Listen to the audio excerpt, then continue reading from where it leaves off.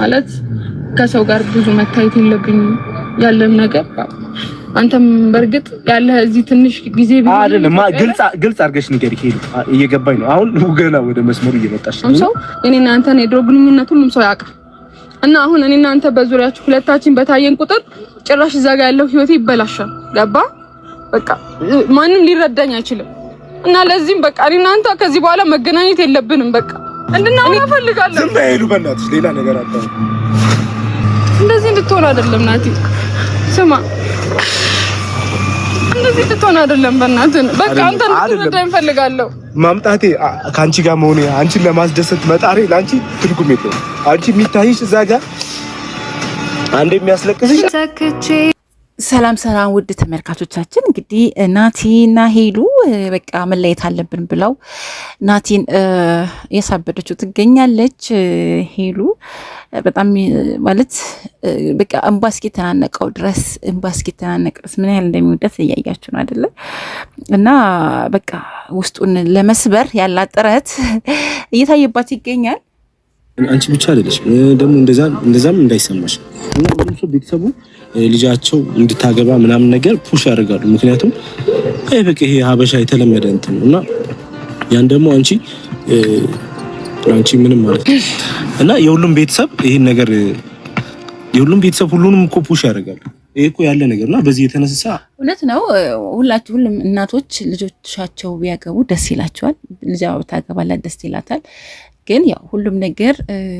አሁን ይሁን እያለችው ትገኛለች ሄሉ ያም ደግሞ እውነቷን ነው የምለው ብዙም እኔ አልቃረናትም እውነት ነው ምክንያቱም የሰው ልጅ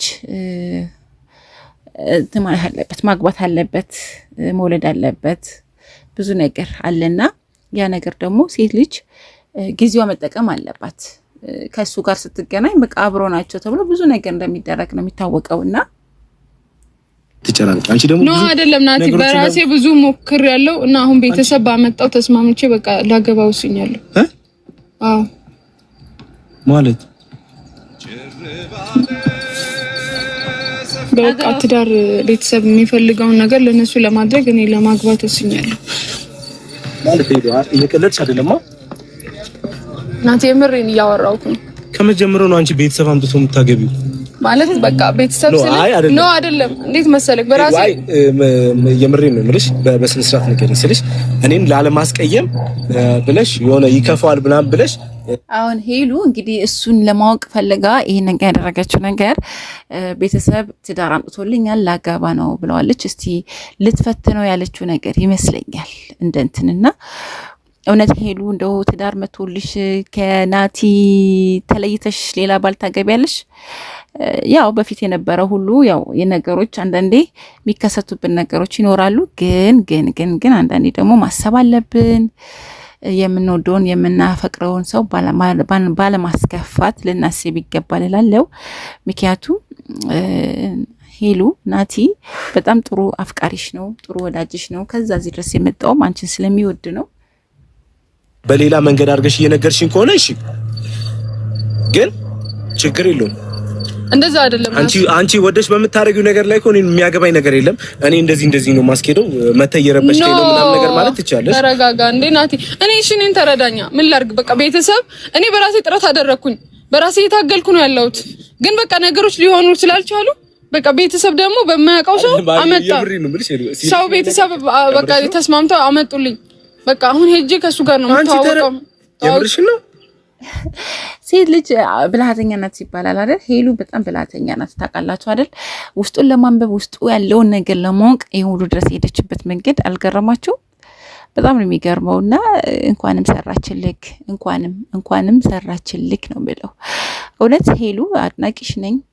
እንኳንም ደግ አደረግሽው በጣም ደስ ይላል ደግ አደረገችክ ሌላ ምለው ነገር የለም እንኳንም ሰራችልክ ደግ አደረገችክ በቃ ሌላ ምን ትላላችሁ ሲጀምር ምንም ምለው ነገር የለም እና እውነቷን ነው ምክንያቱም የሰው ልጅ እንትን አለ አይደለ የሰው ልጅ መቼም ብዙ ነገር ውጣ ውረድ አለ ብዙ ነገር አለ በቃ ተፈተናላችሁ ብዙ ነገሮች እንትን ትላላችሁ በህይወታችሁ ብዙ ነገር የሚገጥማችሁ ነገሮች ሊኖሩ ይችላሉ ምናምን ነገር ግን እንትን ነው አለች አንተም ሊገባህ አልቻለም ስለዚህ ምን ማድረግ አለባት ትችልች ማግባት አገባለሁ ብላ እንዲሁ ማሳበድ ነው እና ደግ ያረገችክ ናቲ እኔ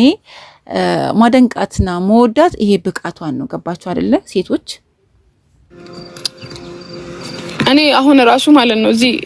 ከዛ የተመለስኩት ይሄን ነገር ልነግር ነው እንጂ በቃ ከዛ በኋላ አሁን ተመልሼ ወደዛ ልሄድ አይደለም ማለት ችግር የለውም አንቺ እኔ ምርጫሽን አከብርልሻለሁ ገብቶሻል ግን አሁን አንቺ እንደምትዩ ነው ወይ